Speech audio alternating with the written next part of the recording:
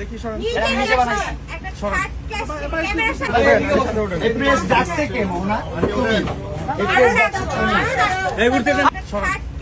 ক্যামেরার সামনে আমি নিজে ও বানাইছি। বলে, স্যার। জেল থাকলেও বেশি অনেক বড় ভিউ হবে স্যার। বুঝছেন? জেল থাকলে নাকি ওর ভিউ বেশি হবে। তাই না? তোমারও যে খারাপ, তোমারও ভিউ খারাপ। আমি কাপড় মারছি তো আমি তো অস্বীকার করবো না। আমার বাসায় গিয়ে আমার যে আমার বাসায় গিয়ে আমার কি মারতে পারে? সবচেয়ে নষ্টের মূল হয়েছে এইখন। এটা হচ্ছে পিছনে টাঙে আমাকে বলছে যে সুইসাইড করবো যদি না আসো। আমি ওর বাসায় 4 দিন ছিলাম। হ্যাঁ, আমাকে ডেকে নিয়ে গেছে সুইসাইড অ্যাটেম্প করবে বলে। আমাকে আবার এভাবে মেরে রক্তাক্ত করছে। আজকে গেছে, আজকে বলছে সুইসাইড অ্যাটেম্প করবে। ও পরে বলছে তোকে নিয়ে যাই আমি জিত করে মারার জন্য। তো আমি জিত করে মরে যাব, তোকে ফাঁসানোর জন্য তোর নামে প্ররোচনা মামলা হবে আত্মহত্যার। আমি আর এত জিত, ও আমাকে মামলা দেওয়ার জন্য নিজে মরতে চায়। আপনাদেরকে বারবার বলে না সুইসাইড করবো।